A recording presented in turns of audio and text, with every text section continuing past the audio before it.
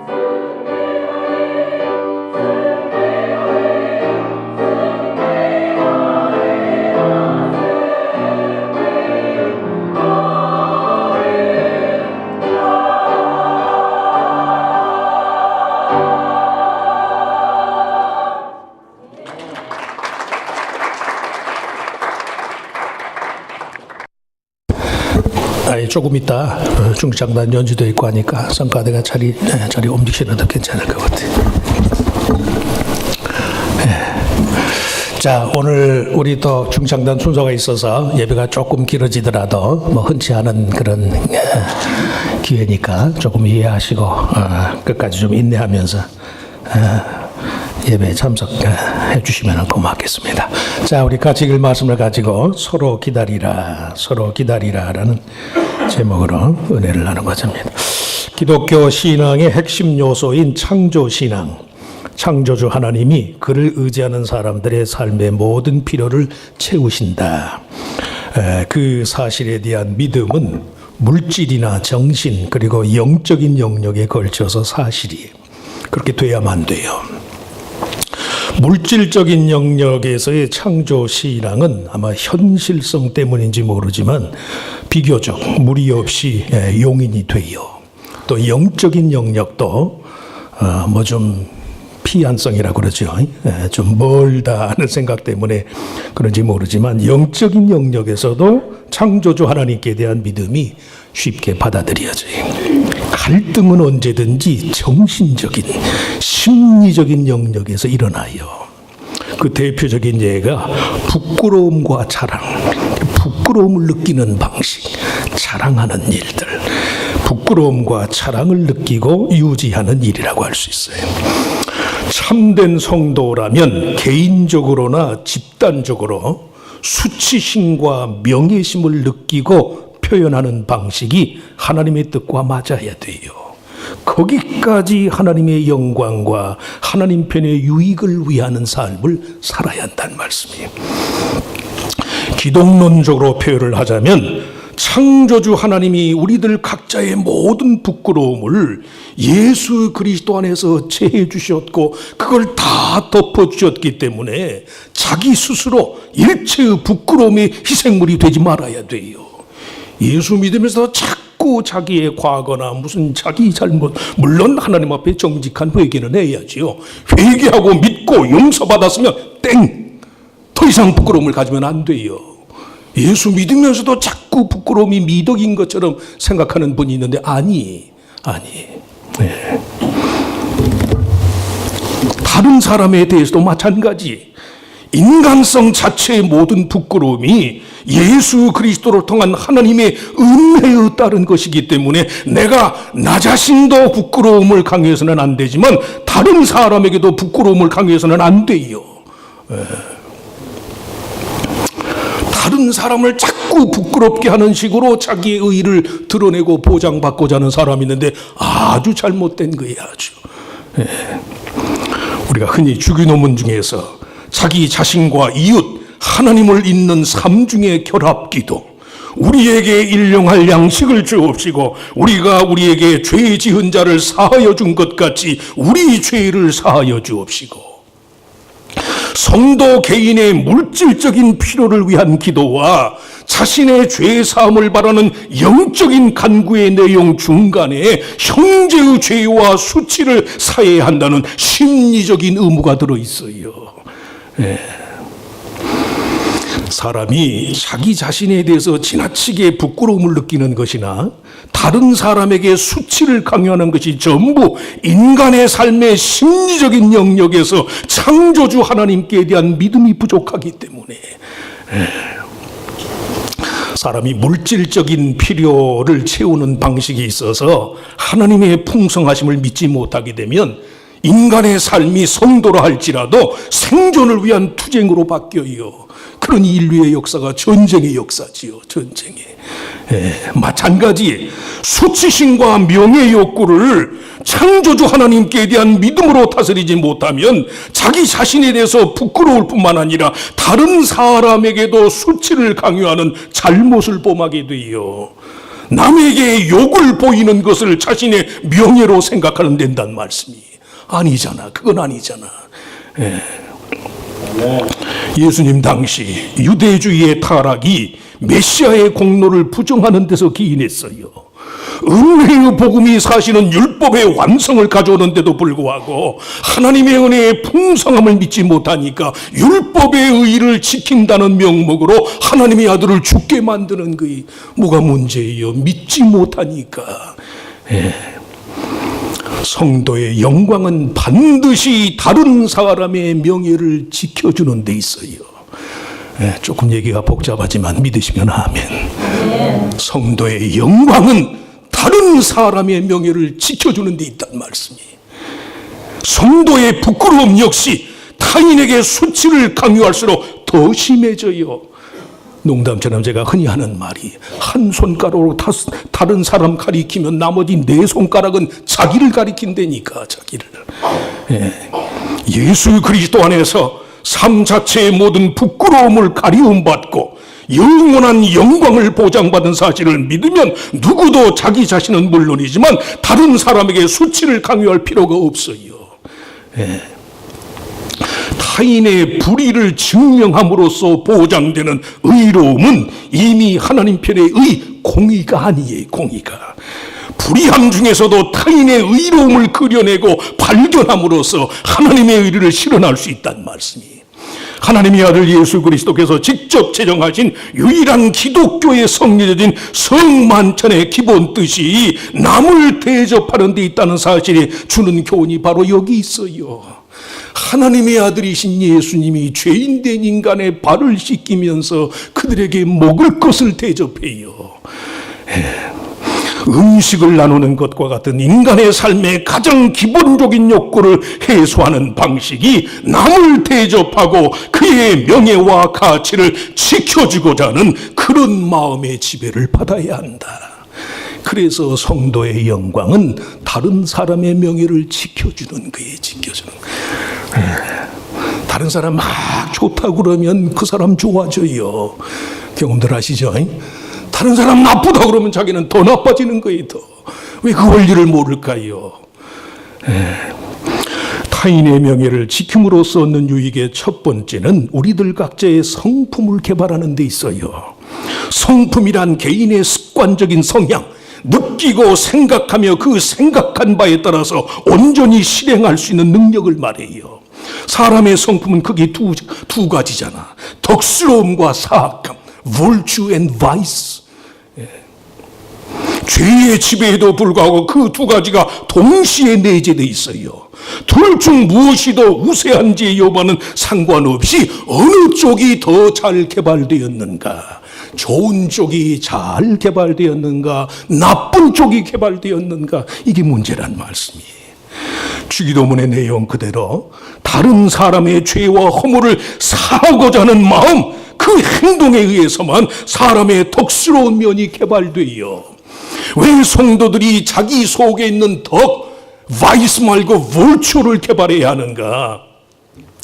타인의 수치를 가리고 용서하는 식으로 저마다 자기 속에 덕스러운 성품을 개발하는 일이 반드시 필요한 이유는 그것이 두 번째 유익인 공동체의 정체성, 집단의식을 함양하기 때문에.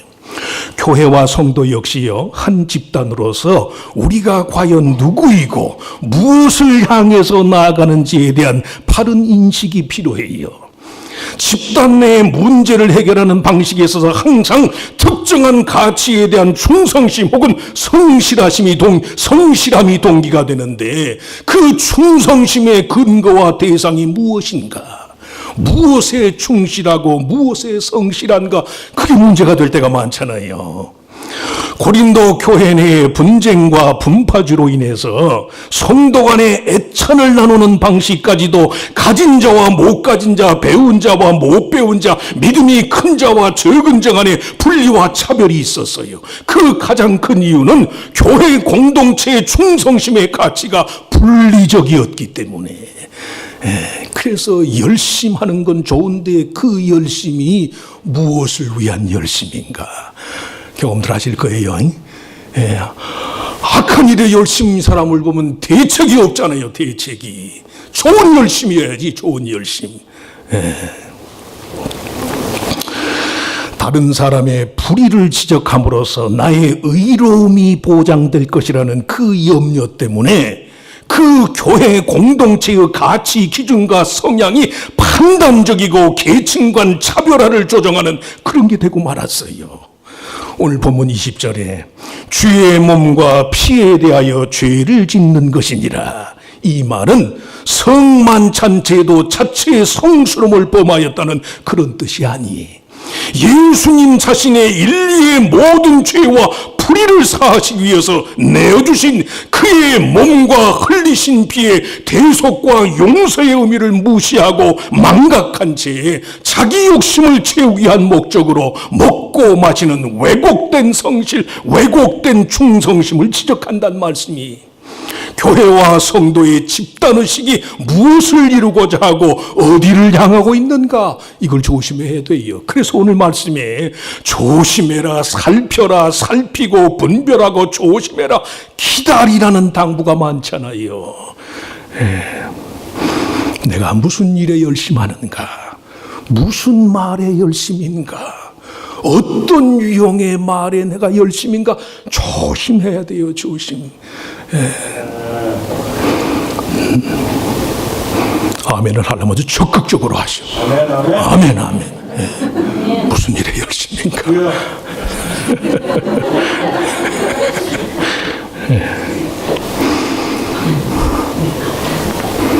남의 명예를 지키면 내 명예가 높아져요. 그러시길 바랍니다. 좋은 일에, 좋은 말에, 좋은 생각에 공동체의 정체성, 함량을 가져온다.